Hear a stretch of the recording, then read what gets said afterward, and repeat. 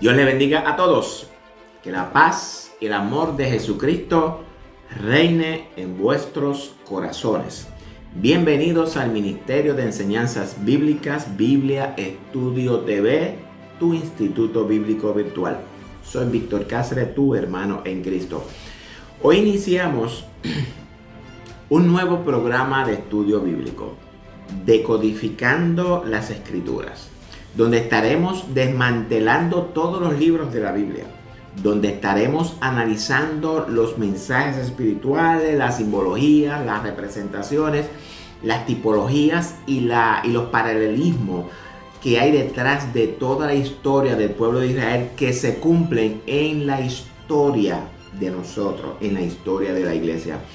Un estudio fascinante de historias fascinantes que te llevarán a otro nivel en el conocimiento de Cristo y de su palabra. Los requisitos para estos estudios son tener una mente objetiva, receptiva al mensaje de Dios para usted. Hoy empezamos a estudiar el fascinante libro del profeta Amós, una historia que revela profecías para las 10 tribus del norte, para la tribu de Judá y para todas las naciones del mundo. Descubriremos a quiénes van dirigidas estas profecías, cuáles son sus significados y cómo podemos verlas a la luz de nuestro tiempo. Antes de empezar, quiero pedirle que comparta este estudio con sus amigos y familiares. Cuando usted comparte este estudio, este video, usted está expandiendo el mensaje del reino de Dios con todo el mundo. El mandato de Cristo es que inundemos al mundo con su mensaje de salvación para que nadie perezca, hermanos. Comparta la palabra de Dios con todos los seres humanos que viven en la oscuridad de la verdad de Dios. Conviértase en un colaborador de Cristo. Espero en el Señor que sea de edificación para toda la iglesia del Señor y para todos los amigos simpatizantes del Evangelio. Vamos a orar rapidito para que el Espíritu Santo nos guíe en todo este estudio del libro de Amós. Padre, te damos gracias por tu amor, por tu misericordia y por esta oportunidad que tú nos brindas nuevamente de estar aquí trayendo palabra, trayendo tu verdad absoluta a este pueblo que te ama, a un pueblo que espera con ansia tu regreso, Señor. Un pueblo que está preparado para el encuentro con su hermano mayor. Hoy estaremos estudiando la primera parte del libro del profeta Amós. Te ruego, Señor, que tú nos guíes, que tú le des a ellos el entendimiento, la sabiduría, el discernimiento para que puedan entender todo lo que tú, mi Dios, traiga en este estudio, que es para la edificación y el crecimiento de la iglesia. Gracias por ser yo el instrumento que tú uses, Señor amado, para tu gloria, para tu honra, Señor. Es en el nombre poderoso de tu Hijo amado Jesucristo que te doy gracias.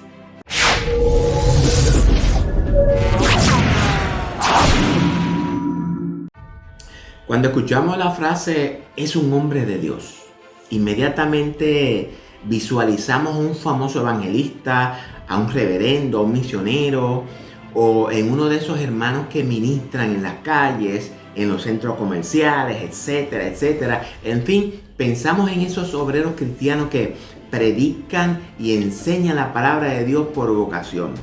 Hoy vamos a empezar a estudiar el libro de Amós, la primera parte. Pero no sin antes pedirle que comparta este video con todos tus amigos y familiares. Ellos también son bienvenidos al reino de Dios. Amós fue un hombre de Dios, una persona cuya vida estuvo dedicada a servir al Señor y cuyo estilo de vida reflejó esta vocación. Amós era un laico, es decir, una persona que no estaba bajo ningún orden clerical. Amós era un pastor de rebaño y cuidaba las higueras silvestres en una campiña del pueblo de Judá. No era profeta ni hijo de profetas ni hijo de sacerdote. Como un humilde pastor, Amós pudo haberse quedado en su lugar ejerciendo su profesión y ganándose el sustento para su familia y sirviéndole a Dios en la tranquilidad de su familia. Pero eso no era el plan de Dios para Amós. Dios tenía para él algo grandioso, algo extraordinario, que lo sacaría de la comodidad de su hogar y lo llevaría a realizar una grandiosa obra a favor de su nación y de todas las naciones. Y aunque Amós no era de Judá, Dios ya lo llama para pronunciar juicio contra Israel, las tribus del norte. Recuerde que ya las tribus se habían dividido. Vemos que Amós no fue rebelde al mandato de Dios, sino que humildemente obedeció sin cuestionamientos. No sé a qué Dios te ha llamado.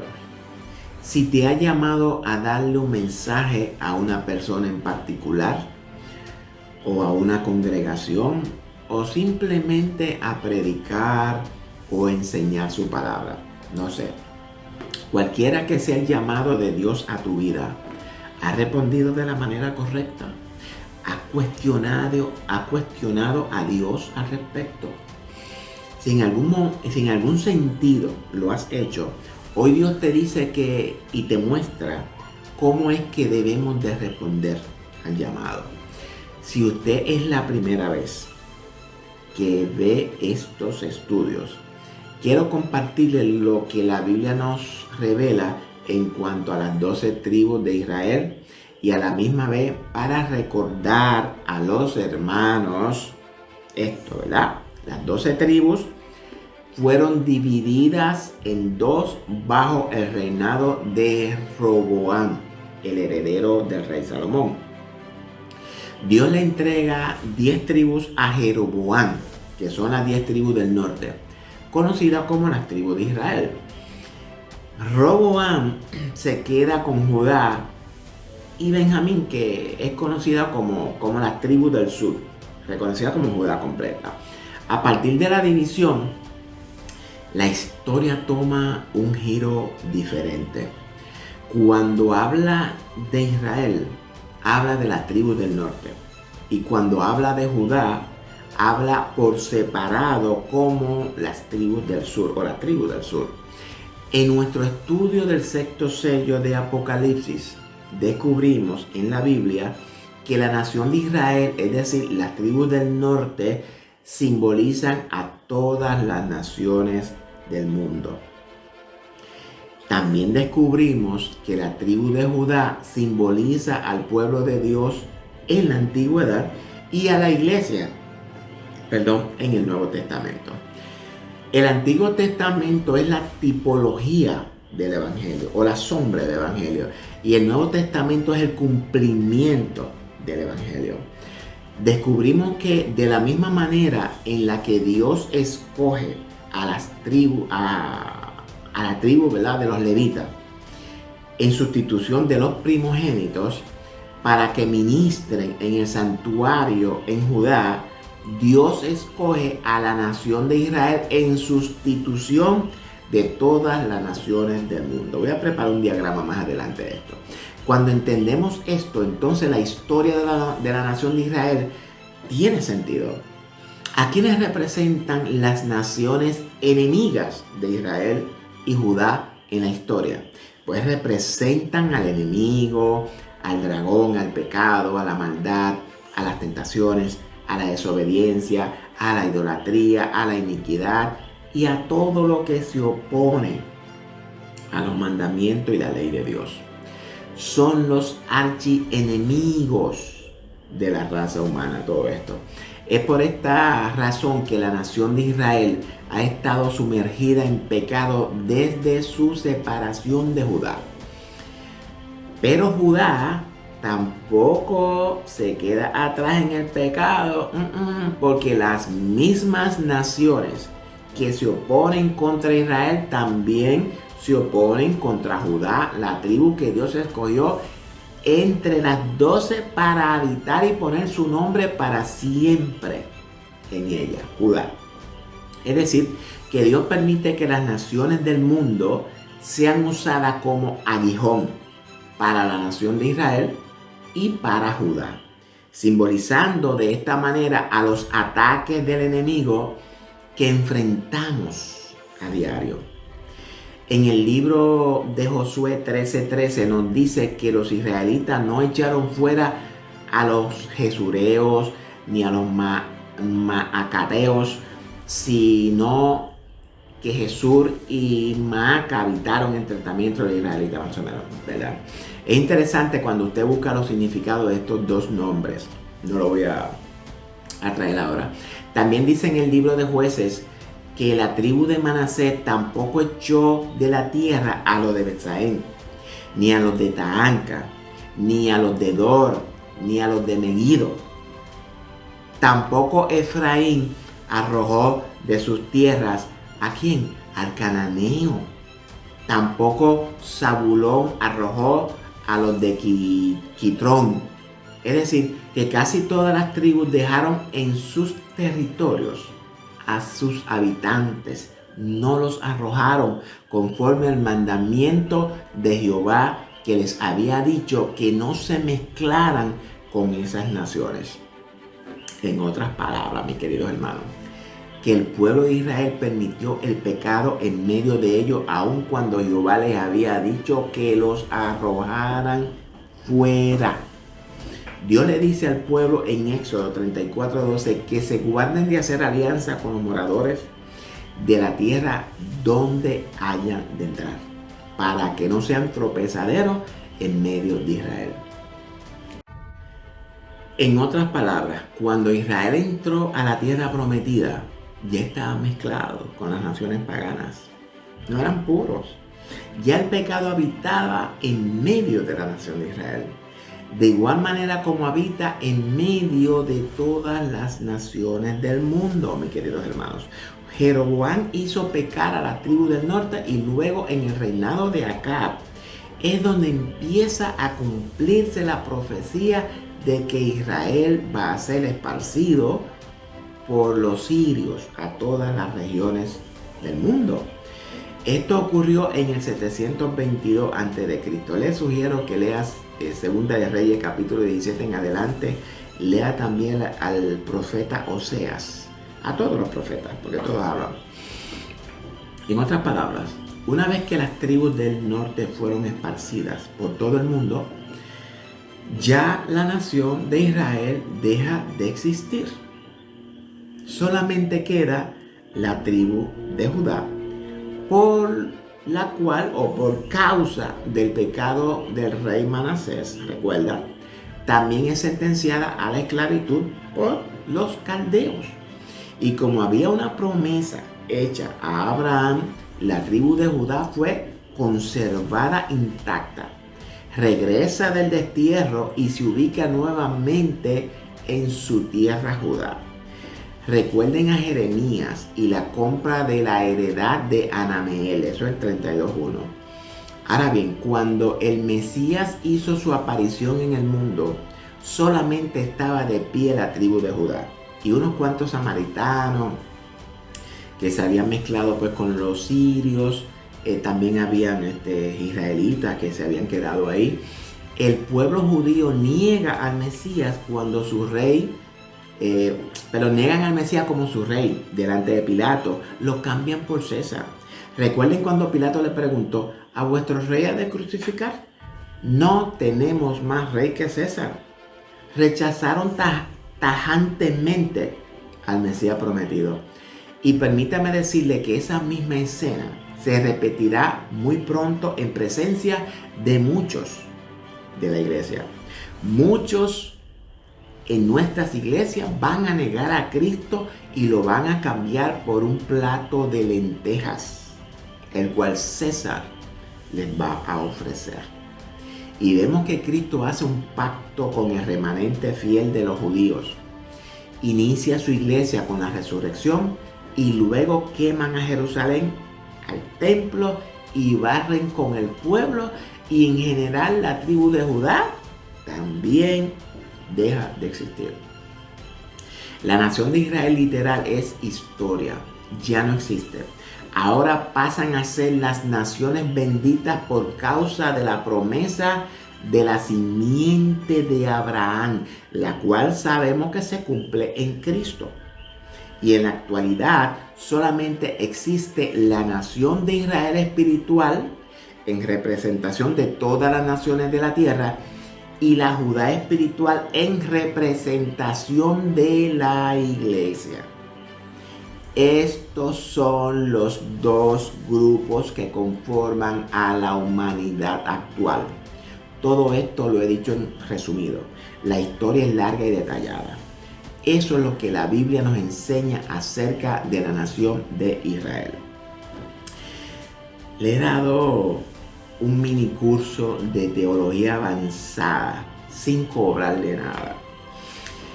Traigo este contexto para que podamos entender el libro que estamos estudiando, Amós, el cual profetiza a Israel, la tribu del norte, acerca de su pecado y de sus consecuencias futuras. Bien claro. Pero ahora usted va a entender con claridad las profecías de Amós dichas a la nación de Israel del Antiguo Testamento, las cuales se van a cumplir tanto en parte en el Israel del Antiguo Testamento como también al final en el Israel del Nuevo Testamento. El Israel espiritual que representa a todas las naciones del mundo. Ya me está acabando la batería. Ahora bien, nos quedamos diciendo que Amós fue obediente al llamado de Jehová. Estamos claros en eso. Amós empieza su profecía contra las naciones vecinas de Israel, comenzando con Siria y siguiendo con Filistea, Tiro, Edom, Amós y Moab. La profecía va dirigida a estas 6 naciones vecinas de Israel. Por 3 pecados de y por el cuarto no revocaré su castigo. Es decir, que la copa de la iniquidad no llegó a consumarse hasta la 4ª transgresión. La perseverancia del pecado, hermano, tiene un solo fin: no revocaré su castigo. Todo pecado trae consecuencia, un castigo o una reprensión. Todas estas naciones van a ser castigadas en el regreso de Jesucristo. Si yo peco, ese pecado trae como consecuencias una reprensión. Y si persisto sin arrepentirme, me puede traer castigo. Vamos a tomar el primer ejemplo de Damasco, Siria. Prenderé fuego a la casa de Hazael y consumiré los palacios de Ben-Hadad. ¿Quién era Hazael y quién era Ben-Hadad? Hazael fue el rey, recuerdan, que Dios había mandado a ser ungido por Elías. Lo tienen en mente. Porque Hazael ejecutaría el juicio de Dios contra Israel como consecuencia ¿de qué? De sus pecados. En particular los de la casa de Acab con Jezabel. Hazael fue rey después de la muerte de Ben-Hadad, el rey que sitió a Samaria cuando el pueblo estaba muriendo de hambre por el sitio. Recuerdan también, ¿verdad? Pero también el hijo de Hazael se llamaba Ben-Hadad. Es a este rey que se refiere Amós, al hijo de Hazael. Dios cumplió el castigo de Damasco cuando lo llevó de nuevo a la esclavitud, consecuencia del pecado de Damasco. Simbólicamente, Damasco representa a las consecuencias del pecado de Israel. Estas consecuencias deben de ser castigadas y destruidas en el gran día de Jehová. En la actualidad, las consecuencias del pecado siguen afectando a toda la humanidad debido al pecado en sí mismo. Ambos, el pecado y las consecuencias, tienen que ser destruidos para que pueda reinar la paz perdurable en el mundo, jóvenes. Daniel nos dice que en capítulo 9 que es necesario terminar la prevaricación y poner fin al pecado y expiar la iniquidad para traer la justicia perdurable y sellar la visión y la profecía y ungir al Santo de los Santos. En otras palabras, Daniel nos dice que todo esto va a ocurrir cuando el Mesías venga a reinar en la tierra. Cristo con su reino pone fin al pecado total y trae justicia perdurable. Les recomiendo ver el estudio de las 70 semanas de Daniel. Por tanto, este castigo del pecado y sus consecuencias todavía no se ha cumplido porque lo vemos en acción en nuestro diario vivir, jóvenes. ¿Ven?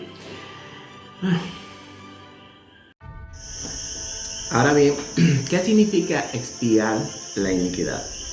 Antes de dar la definición es necesario establecer la diferencia entre pecado e iniquidad. En el cuerpo de Cristo, por lo general, se piensa que el pecado y la iniquidad son sinónimos. Sin embargo, ese pensamiento está bien errado. Pecado es cuando una persona desobedece los mandamientos o principios de Dios realizando una actividad mal vista por el Señor, ya sea consciente o inconscientemente. No obstante, cuando esa persona ejecuta dicha acción, posteriormente siente el cargo de conciencia por haber actuado mal. Se arrepiente de corazón delante del Padre y es perdonado y restaurado.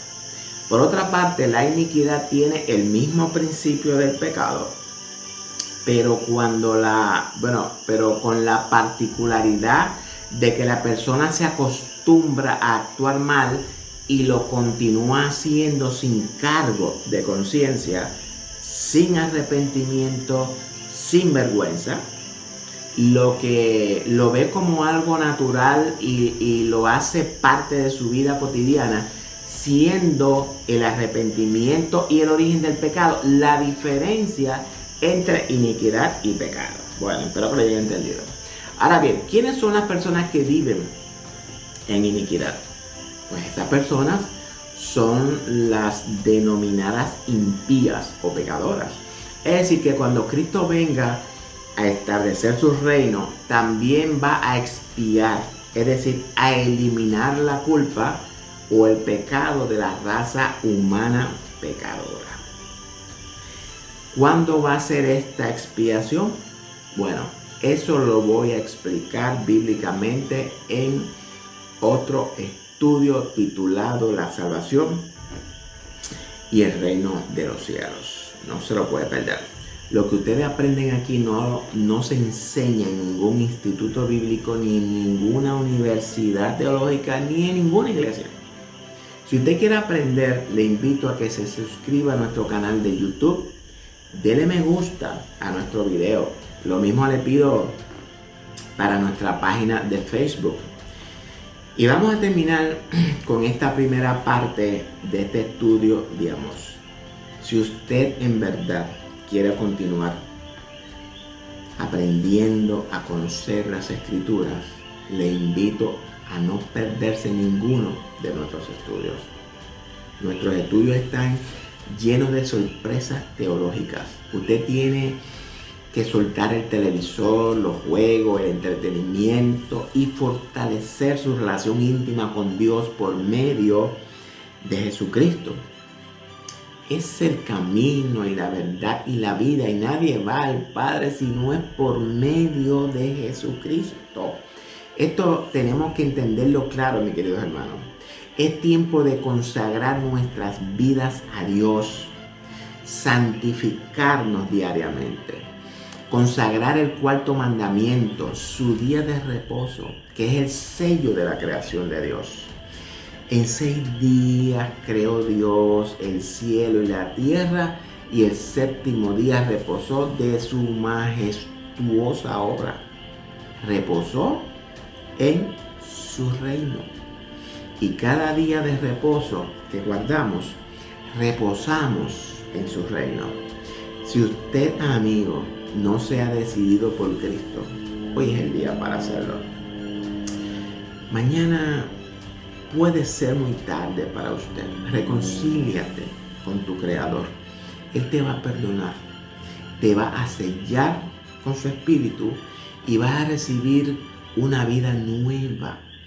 Vas a tener un nuevo nacimiento y te dará un lugar en su reino como herencia. Esto nadie te lo va a ofrecer en el mundo. Toma la decisión más importante de tu vida. Cristo. ¿Quieres convertirte en un evangelista? Comparte este video con todos tus amigos y familiares. Diles que también para ellos hay salvación. No te pierdas la continuación de este majestuoso estudio del profeta Amós. Será hasta la próxima, si así el Señor lo permite. Oramos. Padre, te damos gracias por tu amor y por tu misericordia, y por nuevamente nos ha permitido traer este estudio bíblico con el único propósito de edificar a la iglesia para que crezca en el conocimiento tuyo, para que crezca espiritualmente, para que tú expanda, para que tú, mi Dios, ensanche su territorio espiritual, su territorio del conocimiento de Cristo. Ese es el propósito de todos estos estudios, Señor. Te ruego que tú le pongas en ello un corazón entendido, un corazón sabio, un corazón con discernimiento, para que puedan recibir todo lo que tú, mi Dios, le has traído en esta primera parte y lo que le vas a traer en las partes subsiguientes, Dios eterno. Te doy gracias por ser el instrumento usado para tu gloria y para tu honra, Señor. Y esto, Señor, te ruego en el nombre de Jesucristo, que tú bendigas a toda la audiencia, que tú bendigas a todos los hermanos en Cristo y a todos los amigos que son simpatizantes del Evangelio, y que si hay alguno que todavía no se ha decidido por ti, que hoy, Señor amado, tú pongas en su corazón, que tú inclines su corazón a los pies de Jesucristo, que tú, mi Dios, ponga en él un sentido de arrepentimiento, para que pueda proceder al arrepentimiento y pueda recibir este perdón que solamente lo encontramos en la cruz, en Cristo Jesús. Te doy gracias, Señor. Es en el nombre de tu Hijo amado Jesucristo que te doy gracias. Así que, mis queridos hermanos y amigos, será hasta la próxima. No te pierdas la continuación de este extraordinario estudio de Amós. Hasta la próxima. Dios te bendiga.